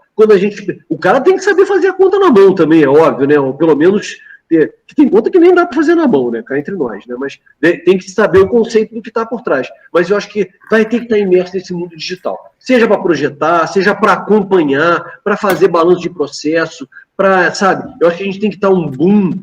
Eu acho que isso vai ter que ir para a graduação nessa questão de inteligência artificial híbrida. Então, eu acho que o caminho aí da engenharia química deve ser nessa direção aí, na minha opinião. Tá certo. Muito obrigado. Gostei muito da palestra em si, gostei mais ainda dos comentários agora que tu fizeste, que abrilhantaram essa palestra ainda mais. Muito obrigado. Valeu, Jorge. Obrigado. Obrigado, Rubião e Jorge. A gente tem algumas perguntas aí de pessoas da pós-graduação inscritas, né? Então, vamos começar pela Tamires. Muito bem. Alô? Tá dando para me ouvir? Sim. Boa tarde, Luiz. Obrigada pela sua apresentação. Eu achei, assim, bem impressionante toda a sua trajetória e, ao mesmo tempo, inspiradora. Eu sou mestranda aqui no PEC, eu sou engenheira química. Uhum. E, assim, acho que uma das minhas maiores dificuldades, não só de entrar na pós, mas também quando eu penso nesse mundo do empreendedorismo, é que às vezes eu tenho dificuldade de pensar como é que eu vou me inserir dentro dele. Eu tive a oportunidade de participar do programa de formação de mulheres na ciência, e para mim foi, assim, muito inspirador para você ter esse olhar de gênero e raça e entender um pouquinho como é que funciona as startups. Mas eu ainda sinto muita dificuldade ao perguntar como é que você fez para conseguir analisar essas necessidades do mercado, se você consegue, às vezes, pegar um ponto muito específico. Eu sei que você trabalha com essa parte de digitalização, mas eu também tenho muito interesse de trabalhar com a parte de inclusão. Sim. Então, como analisar essa necessidade, ou se de repente você já faz uma projeção, por exemplo? A gente teve todo esse período de pandemia, e o ensino, a aprendizado, a educação mudou muito nesse período. Eu queria saber um pouquinho a sua visão nesse sentido. Tamires, a primeira coisa assim, que eu acho que eu queria até registrar, né? Eu falei de serviços porque sempre foi a área com a qual eu trabalhei, né? Serviços em que sentido? De pegar um projeto, executar o projeto, entregar o projeto para o cliente, né? E depois voltar para fazer outros, né? Mas isso é uma das coisas que a gente pode fazer. né? Então, por exemplo, essa área de educação, né, que você está falando, né, é uma área crítica para o país, entendeu? Porque uma coisa é você, por exemplo, você fez graduação aonde? Eu fiz na Rural. Você fez na Rural. Então, você fez numa excelente escola de engenharia. Depois você foi fazer mestrado numa excelente escola de engenharia, né? Mas a gente não é esse o padrão todo que a gente tem no Brasil. Uma pessoa que teve chance de fazer um curso de graduação de altíssimo nível e depois um de pós-graduação também de altíssimo nível, né? E as necessidades que a gente tem dessa área de processo, de engenharia química, elas não estão só em grandes indústrias, elas estão aí em tudo que é lugar, né? Se você for parar para pensar, a engenharia química, ela influencia um bando de coisas no dia a dia das pessoas, né? Então, eu acho que essa parte da educação, da inclusão, né? Eu até falo de brincadeira, eu falei, pô, eu acho que o pessoal da Deloitte me contratou me chamou por causa de inclusão, é o 50 plus, né? Porque só se for por isso, né? Eu falo de brincadeira, o pessoal morre de rir lá, né? E lá eles têm uma iniciativa também para o pessoal contratar profissionais mais antigos, né? Mas tem também essas outras iniciativas que você tem, né? Agora, o que eu acho até, agora eu vou até roubar um pouquinho das coisas que a Ofélia de vez em quando fala com a gente, a professora Ofélia, né? Fala com a gente lá nesse consórcio aí de empresas, né? Que ela é super também interessada nessa área que você está falando, né? A gente tem toda uma sociedade que precisa desse lado de inclusão, desse lado de... E eu acho o seguinte, esse negócio de empreender, você não tem que ir numa estrada, não, o Rubião fez isso aqui que é o empreendedorismo. Não é, você pode montar um curso bacana, né, montar uma empresa a área de educação, para mim, é crucial, né? E você pode montar uma empresa bacana que vá levar um pouco de educação de engenharia química, não necessariamente para engenheiros químicos, para pessoas normais que querem, por exemplo, numa comunidade aqui do Rio, sei lá, na Maré, por exemplo, o cara quer montar uma unidade lá que tem algum processamento químico, né? Por que não? O cara pode querer fazer alguma coisa lá interessante. Então, acho que levar um pouquinho desse conhecimento, né, e trazer as pessoas para aprenderem, mesmo que não seja um curso formal de engenharia química, eu acho, por exemplo, que é uma área super interessante. Né? Não sei se é uma coisa que você já parou para pensar, mas é um negócio legal. E eu acho que quando você vê essa parte de meio ambiente, caramba, a engenharia química é crucial, entendeu? É um ponto-chave. Então, é outra área que eu acho que a gente pode ajudar a atuar também, né? Tentar explicar, por exemplo, para as pessoas, não, aqui você tem um lençol freático, o Brasil é rico em água. Será que ainda é? Será que a qualidade das nossas águas ainda está a mesma, está boa? O que explicar para as pessoas para, caramba, não contamina, que nem aqui no meu condomínio, outro dia eu estou passando aqui, tá o cara despejando o Roundup da Monsanto, né, aquele Roundup glifosato, né, na rua de paralelepípedo. Eu falei, rapaz, quando eu olhei, falei, isso aí é glifosato. Quer dizer, quando eu fui ver, era para não ter o trabalho de arrancar a graminha. Aí o cara tá com o glifosato desce aqui pela nossa própria rua, vai para o lençol freático, o meu jardim tem uma bomba que puxa aqui do lençol freático aqui de baixo para regar as plantas, aí tá puxando o glifosato. Ô, gente, pelo amor de Deus. Aí tive que ir lá dar uma aula de engenharia química lá para o pessoal para a síndica, entendeu? Então, caramba, tem todo um mundo de coisas que eu acho que tem a ver com isso que você falou, de você ter a inclusão social, inclusão também educacional. Porque às vezes você está lidando com pessoas que têm um nível muito bom socioeconômico, mas não conhecem, não entendem nada daquele assunto e precisam entender. Senão começam fazendo besteira e nem sabem o que estão fazendo. Entendeu? Sim, agradeço muito pelas suas considerações e respostas. Só mais um comentário, que ainda nesse sentido, até motivada por essa experiência que eu tive com umas outras startups assim que eu colaboro nesse sentido de educação, a gente da Escola Piloto está preparando um ciclo de palestras sobre empreendedorismo.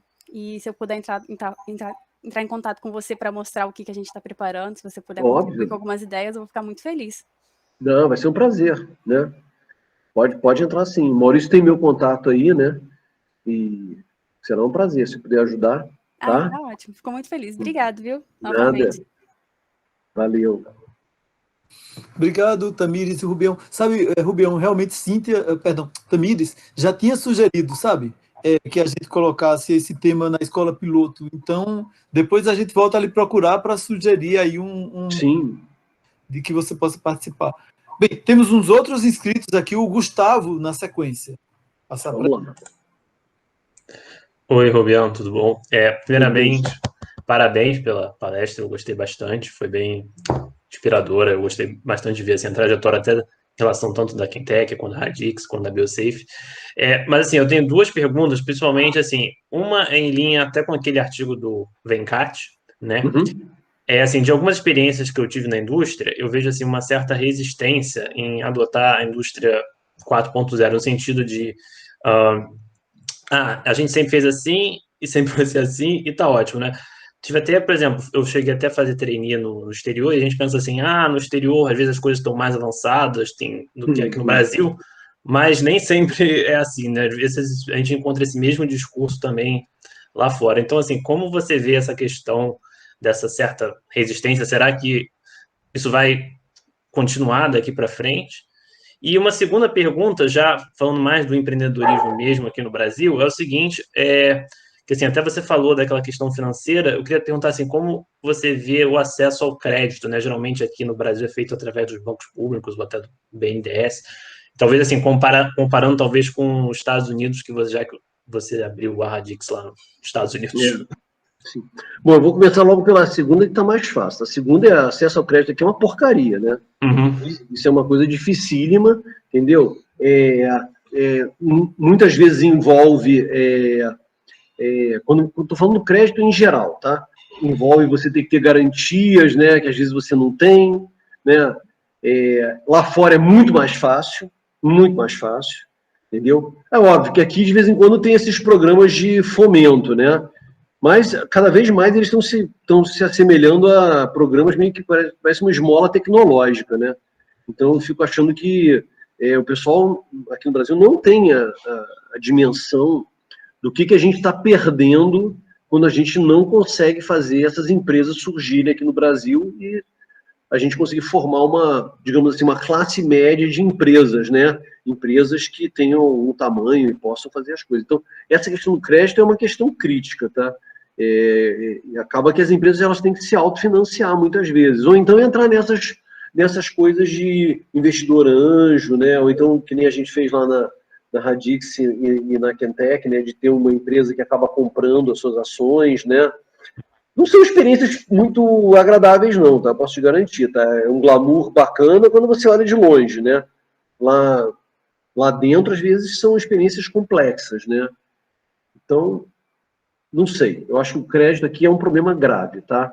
Com relação ao que você perguntou sobre a resistência, é verdade, a resistência existe.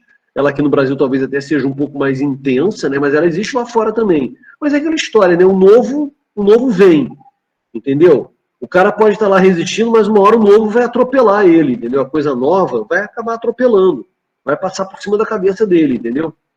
Então, eu acho que exige uma certa habilidade, né? Um discurso para convencer as pessoas a entrarem nesse esquema novo. Às vezes as pessoas não entram até por um certo desconhecimento. A pessoa acha que, mas isso é exatamente o que eu sempre fiz. Não é.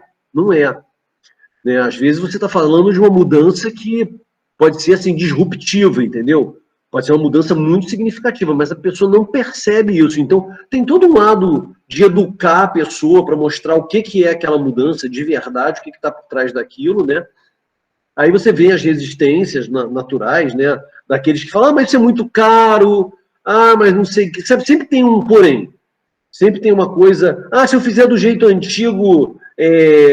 Outro dia eu estava fazendo até... Eu vi o nome do Thiago aqui em algum lugar, o Thiago da Optimatec, está lá.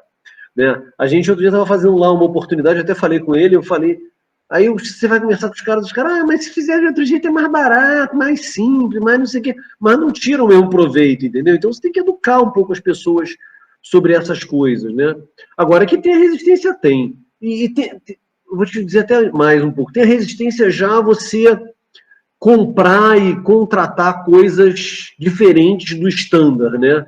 E aí o cara mais conservador lá do lado do comprador, ele ainda fala, não, eu preciso ver um negócio que esteja provado, que eu possa visitar um cliente que é igual a minha. Aí você vai, pô, aqui no Brasil não tem nenhuma outra empresa igual a sua, só você produz isso. Como é que você vai querer ver uma outra? O cara sabe que não tem, entendeu? Então tem toda uma complexidade, né? Então é uma arte isso. Você vai ter que ter dotes de professor para ensinar para as pessoas a diferença das coisas, né? E de vendedor, né? Porque de alguma maneira você vai ter que vender, de certa forma, geladeira para o cara acha que você está vendendo uma geladeira e ele é o esquimó, entendeu? Mas não é bem assim. Entendeu? E a outra maneira, a arma que você tem para combater isso é também a referência, né? Você ir construindo a referência aos poucos. Foi aquilo que eu falei lá do Jorge, né? Você arrumar alguém que de início confie já em você, entendeu? Uhum. Assim, sim. Do jeito que o senhor falou, alinhar também a questão do marketing com a questão técnica, né? Saber vender um conhecimento técnico para mostrar que aquele produto não é assim, apenas é legal de ter, mas também seria essencial para o negócio. Assim, isso, pelo menos eu vejo dessa maneira, que muitas pessoas pensam assim, isso é apenas um plus que não vai acrescentar muita coisa, mas muitas das vezes não, vai realmente trazer assim, um benefício muito maior do que se espera, do que o cliente espera. Isso, exatamente. Né? Tá, muito obrigado pelos comentários. Nada. Obrigado. Passar agora para o Leonardo Voltolini, que é mestrando Rubião do EPQB. Isso. Olá, professor Rubião, tudo bem? Tudo bem. Muito boa sua palestra. O que eu queria perguntar, na verdade, era relativamente em linha com o que o Gustavo perguntou. Porque você começou a Quentec em 89, que era uma época bem complicada no Brasil, tensões políticas, inflação. Aí eu queria saber como é que é o desafio, principalmente no Brasil, que o acesso ao crédito é menor, de você crescer uma empresa. Porque quando você começa com 3, 4 pessoas, é mais simples de você tocar e levar para frente. Mas quando você cresce, que você chega a 100, 200 pessoas com a folha salarial de milhões, como é que é esse desafio de crescer? Você tem acesso a capital? Você utilizou bastante recursos de investidores particulares? Como é que foi a abordagem de vocês? Então, deixa eu te contar. Na Quentec, a gente usou zero. A gente nunca pegou dinheiro no banco. A gente sempre conseguiu se autofinanciar e a gente fazia o quê? Uma estratégia da gente era o seguinte, a gente tem que ter alguns contratos que a gente ganhava, né, para ser o nosso fluxo de caixa. Eram contratos que tinham pagamentos regulares, que não dependiam muito de aprovações complexas, entendeu? E esses contratos, pagando regularmente, eram o nosso pulmão, entendeu? E a gente operava com eles. E os outros eram um plus, entendeu? Então, na Quentec, a gente nunca precisou de recurso bancário, tá? E foi gradativo, Na Radix, a gente foi numa linha de começar também desse jeito, e deu certo, né? E rápido demais, até, bem mais rápido do que foi na Quentec, né? Mas aí a coisa piorou. A Petrobras deu um pouco para trás. Aí a gente se viu em maus lençóis, né? Então a gente passou por uns momentos complicados, entendeu?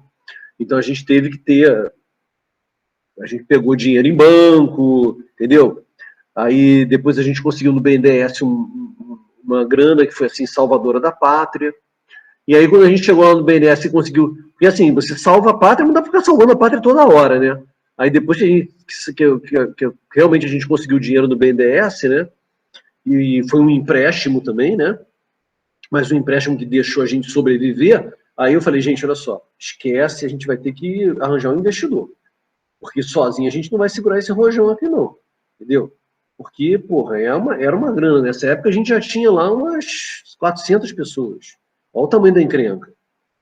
Então, assim, era complexo, né? Então a gente foi e procurou um investidor, né? E conseguiu, né? Então, é aquele negócio, podia não ter conseguido, né? E aí? Imagina, olha a confusão. Olha a confusão que você ia se meter. Não é fácil você fazer diminuir o tamanho de uma empresa, é bem difícil, entendeu? Então, assim, eu acho que é uma coisa que você tem que fazer com muito cuidado, né? Então, você tem que ter um mix eu tenho que ter um cash flow. Você alguma vez usou dinheiro de investidores anjos? Nunca a gente teve isso, entendeu? Nunca foi uma realidade que eu vivi, nunca tive isso. Sou um cara que já desde o início assim, já tem ações da tua empresa, entendeu? A gente também nunca desenvolveu um produto. Talvez se a gente tivesse desenvolvido um produto, talvez tivesse sido melhor, né? Não sei te dizer. Isso eu nunca vivenciei, né? Mas, assim, é uma coisa que você tem que tomar um cuidado danado. E tem que ficar de olho em todas as frentes, né? Não é simples, tá? Uma dúvida aqui, só para complementar. Esse contrato inicial que você falou que você tinha que garantir o fluxo de caixa, vocês conseguiram ir logo no início da operação? Porque... Não. O início foi dando murro em ponta de faca mesmo. Pega um projeto aqui, pega outro projeto ali, pega outro aqui. Aí lá pelo terceiro ano a gente conseguiu engrenar alguns contratos assim, né? Aí você vai vendo a fórmula que dá certo, né? E aí você já começa a ter uma base de clientes, né? Então, começa você a ter o que falar para todo mundo, e aí você começa a vender mais, né? Então, foi assim que a gente foi crescendo, né? Entendi. Muito obrigado aí pela explicação. Nada. Obrigado, Leonardo. Obrigado, Rubião. O Admiro está inscrito. Professor Admiro. Oi, Rubião. Bem, sempre é bom ouvir as tuas palestras aí, né, teus comentários, suas experiências. Né? Diretamente da 115, né, Admiro? Diretamente da 115. Primeiro dia aí, depois de quase 2 anos de volta. Bom, Rubião, meu comentário é no sentido assim, como o assunto é empreendedorismo, né, e sempre esse assunto aparece para os alunos, graduação, pós-graduação, incentivando o empreendedorismo, né, como se, né, dando aquela impressão de que o engenheiro tem que ser empreendedor também, todo engenheiro tem que ser empreendedor, né. E aí você colocou um dos pontos importantes ali nas perguntas que o Jorge fez, né, que uma dos segredos do sucesso é ter boas parcerias no início, né, não começar sozinho, né, e a empresa, assim, as empresas que você montou, né, Kentec, Radix, como era muito baseado em serviços, né, onde a força de trabalho é a equipe, né, é o pessoal, né, são os engenheiros que estão ali, né, eles são os produtos da empresa, né, certo? Então, de uma certa forma, é até bem razoável, né, que a empresa nasça só com os próprios produtos, né, que é o caso da Kentec, Radix, tudo. Mas qual é a impressão, assim, para outros tipos de empresas que envolvam a engenharia, né, de produtos, né, onde a pessoa que desenvolve, que ele tenha que montar todo um aparato para vender aquele produto, né, que é o principal, né, bem da indústria, né, não tanto os serviços, a mão de obra, né, mas o que é produzido. Né, e o quanto isso é nessa parceria, nessa sociedade, é importante também outros aspectos de outras formações, né, como economista, administrador, outras coisas que também existem na universidade, que possa nascer junto, né, sair um pouco da engenharia em outras áreas aí do conhecimento e juntar forças, né, para nascer algo também com esse aspecto de empreendedorismo mais geral, né, mais universitário, né. O que você tem a falar, assim, sobre esses assuntos, né, um pouco mais amplo, porque eu sei que não é muito no teu ramo de trabalho, né, mas tem tudo a ver. Tem tudo a ver. Eu acho, Admiro, que independentemente de ser serviços ou de ser um produto, a gente vai desenvolver aqui uma empresa que vai produzir membranas, né? Como tem, eu vou desenvolver um software que vai ser um aplicativo, a gente vai vender um aplicativo, por aí vai. Tanto faz, né? Eu acho que sempre você precisa de sem querer ir para o lado dos estereótipos, né? Mas você sempre precisa de uma combinação ali, minimamente de 2 talentos, né? O talento, eu diria que de 3 talentos, né? O talento tecnológico, né? Do conhecimento, de saber o que é que tem que ser feito, né? O talento de execução, de fazer a coisa acontecer e começar a ou fazer projetos, ou desenvolver um aplicativo e botar ele para funcionar, ou começar a produzir e ficar lá na linha de produção, arrumando bomba até tudo funcionar. Então, tem que ter esse lado da execução, e tem que ter um lado que é mais comercial, administrativo, financeiro. Então, assim, eu acho que esses 3 papéis, eles têm que existir. Às vezes você consegue combinar 2 papéis numa pessoa só. 3 é muito difícil. Um cara que seja bom no conhecimento, bom na execução, bom na parte financeira administrativa, olha, eu vou te falar, eu nunca encontrei até hoje, entendeu?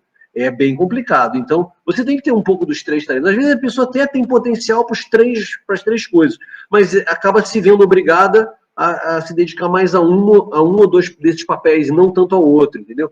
Então, acho que no mínimo essa sociedade assim, com 2, 3 pessoas, ela é uma coisa, para mim, assim, muito natural, né? E os talentos são esses, né? Não adianta você pegar, não, nós três somos amigos e nós três somos muito bons de tecnologia, mas a gente não é bom nem de execução, nem de área financeira. Não, gente, espera aí. Essa sociedade pode ser que não dê certo.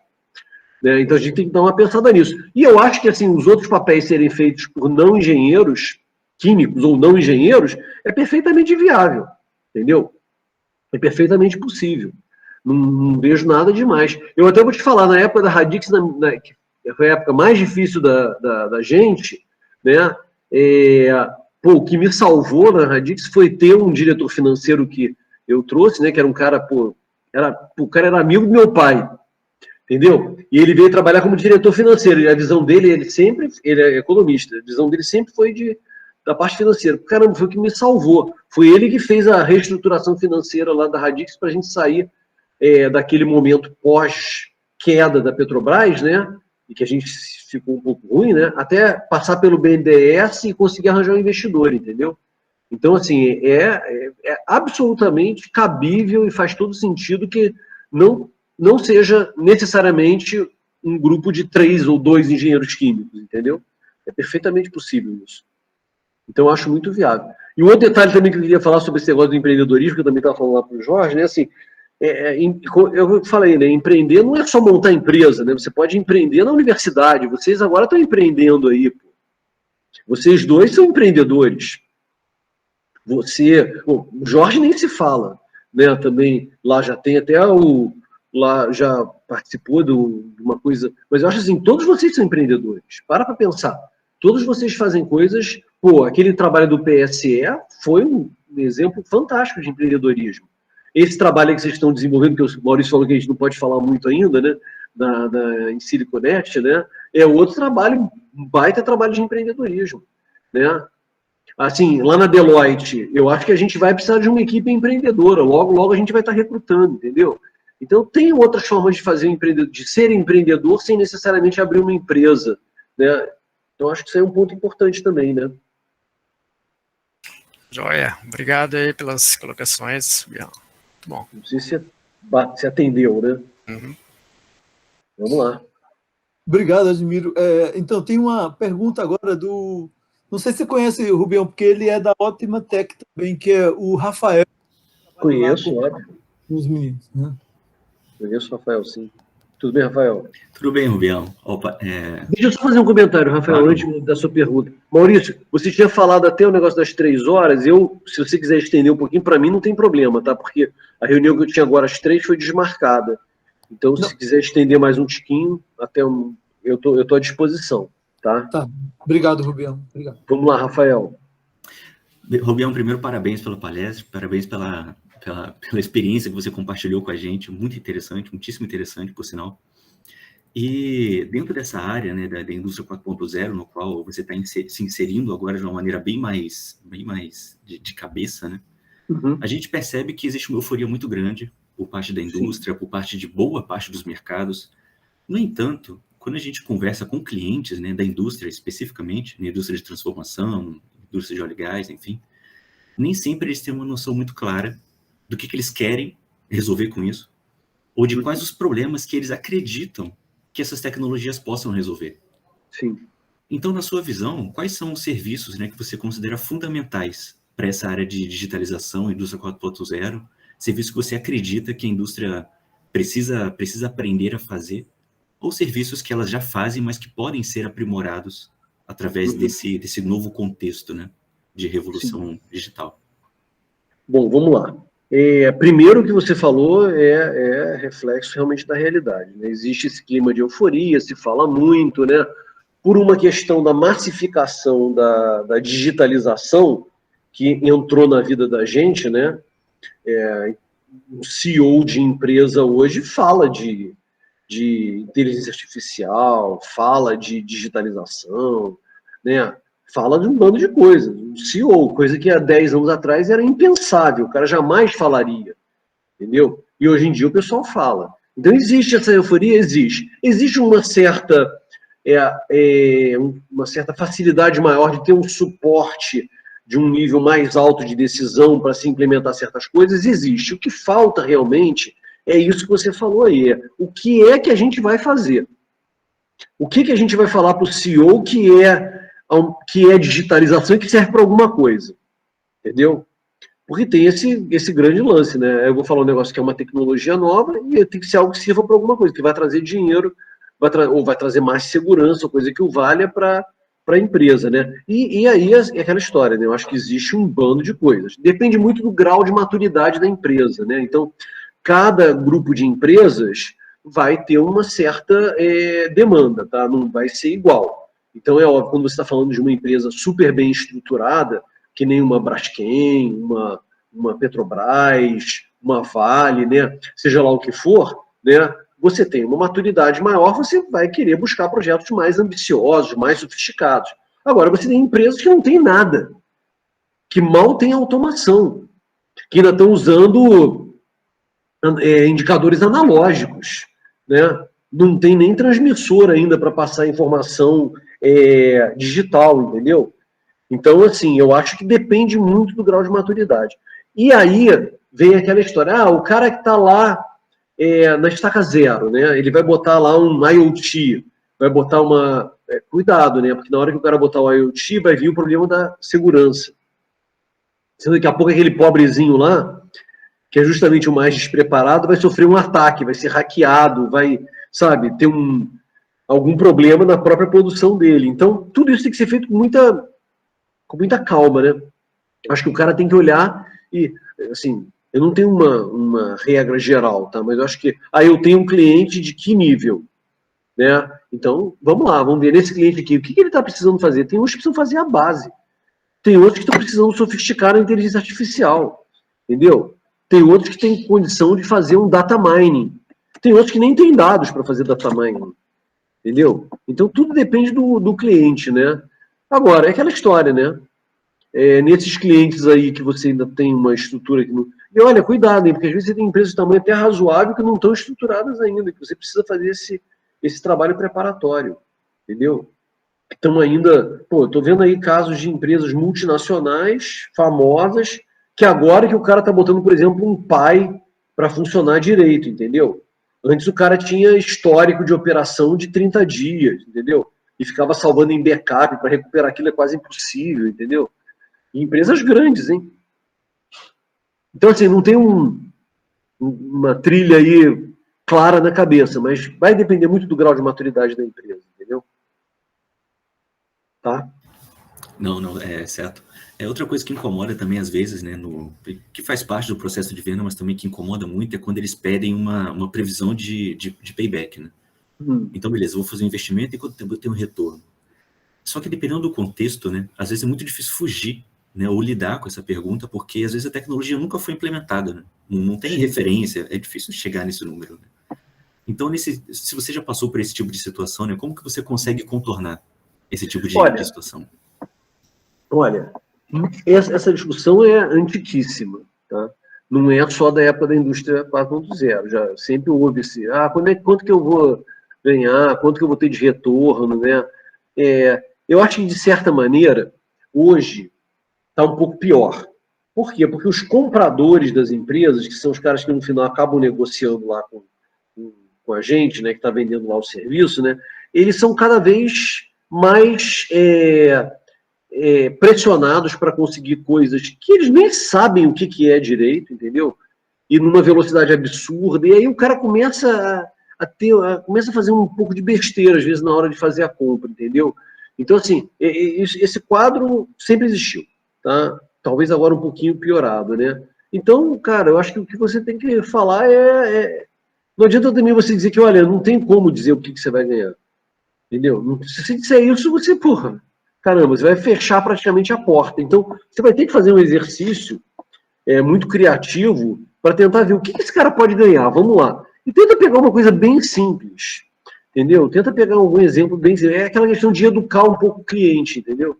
Tenta pegar um negócio bem simples para mostrar para o cara que ele pode ganhar com aquilo. E tenta fazer uma continha de papel de pão mesmo, sabe?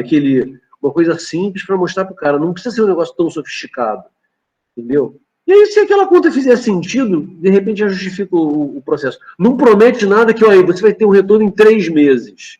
Nunca promete isso, que isso aí não existe, não tem. Se tiver, é por muita sorte, entendeu? Que muita coisa acontece de errado, né? Então tem que jogar esse jogo, não tem jeito. Agora, tenta ser simples nas ideias, né? Tenta pegar alguma coisa que as pessoas também entendam, né? A velha questão, você vai botar isso aqui e vai melhorar a sua eficiência em 1%. Isso aí funciona. Até hoje funciona. A gente vai melhorar 1% e aí faz a conta, entendeu? Às vezes jogar pelo risco também, né? Ó, se isso aqui tiver um retorno de 1%, já paga 10 projetos desse daqui, coisa desse tipo. É verdade. Isso aí é um argumento bom até. Né?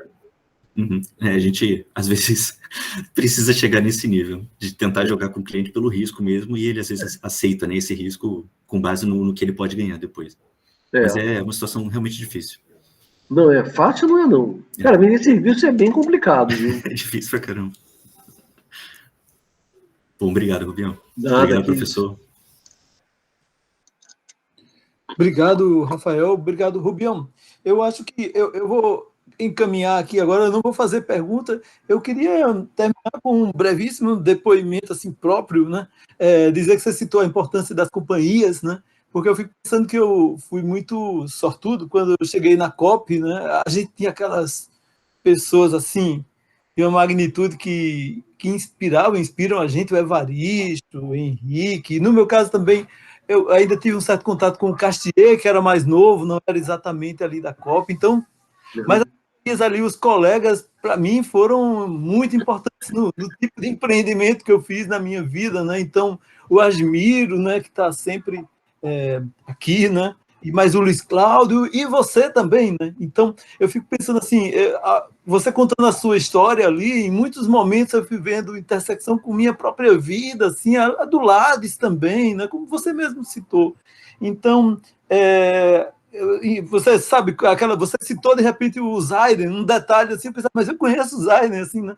Então, esse grau de aproximação, pessoalmente, assim, me deixou muito feliz, e eu quero realmente agradecer a você por todos esses anos de incentivo, particularmente, tive uma experiência que foi muito determinante, eu acho, formalmente, até aquele período do doutorado empresarial, né? E questão sua, eu fui justamente para essa área de indústria 4.0, foi muito importante para eu, digamos, ressituar a minha carreira então e posterior, né? Poderia ter ficado num caminho, permanecido num caminho assim mais daquele controle mais tradicional, né? E eu acho que foi uma grande abertura de mente para persistir na área de inteligência artificial, que eu já tinha toda a experiência anterior, mas fortalecê-la e me guiar, e coincidiu com o próprio boom que aconteceu, então foi importantíssimo para mim, agradeço bastante, foi muito bom, então, e agradeço a você por essa possibilidade de estar sempre assim, comparecendo e trazendo, né, a sua experiência para os nossos pesquisadores, para os colegas, tem sido assim, né, tão frequentemente, agradeço muito por essa disponibilidade, tá, Rubião? Foi excelente, o material vai ficar gravado, de modo que, como eu falei, assim, sempre tem um alcance ainda ampliado, né? Então, uma vez, muito obrigado. Maurício, eu queria também até fazer um comentário também, que tá dando um eco, né? Então, eu queria fazer também um comentário, porque outro dia eu estava, semana passada, né, eu estava lá na Deloitte, né, mencionei até que ia fazer essa palestra, né, e o pessoal falou, não, mas às vezes é muito difícil recrutar, né, é muito difícil achar as pessoas. Eu falei, gente, não é muito difícil achar as pessoas, entendeu? É que o mercado todo age de uma maneira muito assim, reativa, né? O mercado todo, ele fica assim, não, de repente, de uma hora para outra, eu preciso de um cara com esse perfil aqui. Aí vem um perfil que tem 20 itens, né? Aí o cara passa aquilo lá para o RH, aquela lista, né? E o RH sai no mercado aí atrás de um cara que atenda aqueles 20 pontos da lista, né? E aí realmente vira uma missão quase impossível, né? Muito difícil, né? E existe uma outra abordagem, né? E é por isso que eu sempre acreditei muito nesse relacionamento com as universidades, que é você ir mantendo contato com as universidades e ir atraindo os bons alunos, né? É óbvio que muitas vezes os bons alunos que estão no mestrado, no doutorado, eles querem fazer carreira acadêmica, o que é super bacana também, entendeu? Mas às vezes a pessoa quer ter uma experiência profissional, então é bom a gente ter contato com a graduação, é bom a gente ter contato com o mestrado, com o doutorado, porque às vezes a gente consegue achar bons profissionais, né, que ainda estão precisando de uma experiência, né, e o melhor caminho acaba sendo esse, entendeu? Acaba sendo manter esse contato. Por isso que eu sempre achei interessante manter esse contato, também pelo lado, não é um lado de usar a universidade, mas manter esse canal aberto, né, porque eu acho que você tem uma chance de ir conhecendo as pessoas, ir contando as histórias aí para as pessoas, né, e com isso, quem sabe, a gente, é que nem agora, a gente vai estar preparando uma lista aí de posições aí que a gente vai precisar de gente com perfis dessa área aí, né? Pô, caramba, o cara tem que saber alguma coisa de inteligência artificial, tem que saber isso, tem que saber aquilo, né? Controle avançado, né? Pô, onde vai procurar isso? Vai procurar no mercado, você não vai achar. Você não vai encontrar. Não vai encontrar essas pessoas. Agora, de repente, você tem bons alunos que estão terminando aí o mestrado, ou estão terminando o doutorado, e querem ter uma experiência profissional e que podem preencher essa lacuna, entendeu? É muito mais fácil a gente dar uma experiência profissional para essas pessoas do que ensinar controle avançado, inteligência artificial para um cara que já tem experiência profissional, entendeu? É muito mais simples. E assim, a vida inteira eu vi essas coisas dando certo, né? Então, para mim, assim, esse relacionamento sempre foi muito proveitoso, né? Por esse lado também, né? E aquele negócio, né? As universidades brasileiras têm que dar certo, né? Não pode dar... Né? O FRJ, caramba, é um centro de excelência, né? Tem que ficar sempre bem, né? Já estou convencendo lá a Deloitte a participar da Insiliconet lá. Não pode falar muito ainda, mas eu estou jogando já um papo lá na turma para ver se a gente participa. Entendeu? Perfeito, Rubião, perfeito. Eu acho que brevemente a gente vai poder estar aí divulgando bem essa nova iniciativa. Olha, mais uma vez agradeço. Eu fico aqui o tempo inteiro lembrando que as nossas primeiras conversas foram de algoritmo de DMC, implementação de DMC, né? Então, discutindo ali mesmo como fazer. E quanta coisa aconteceu desde então, né? Mas como essa foi importante, né? Muito incrível, obrigado. Né? De nada, Maurício. E, pessoal, eu convido o Rubião e a todos, tá? A gente tem os nossos seminários com frequência quinzenal. Eu vou deixar para confirmar a próxima apresentação por e-mail, mandarei o convite para todos, tá? Enfim, então agradeço. Eu vou encerrar, então, aqui a gravação, que vou disponibilizar depois. Então, muito obrigado. Um abraço, então, pessoal. Boa tarde para todos. Se quiser falar alguma coisa também... Asmiro, quer falar alguma coisa? Só uma boa tarde para todos eles, todos e todas. Obrigado, gente. Prazer, obrigado aí, Rubião. Valeu, Asmiro. Um abraço aí, tá? Nos vemos em breve. Boa tarde, gente. Muito obrigado. Muito obrigado, professor Luiz. Valeu.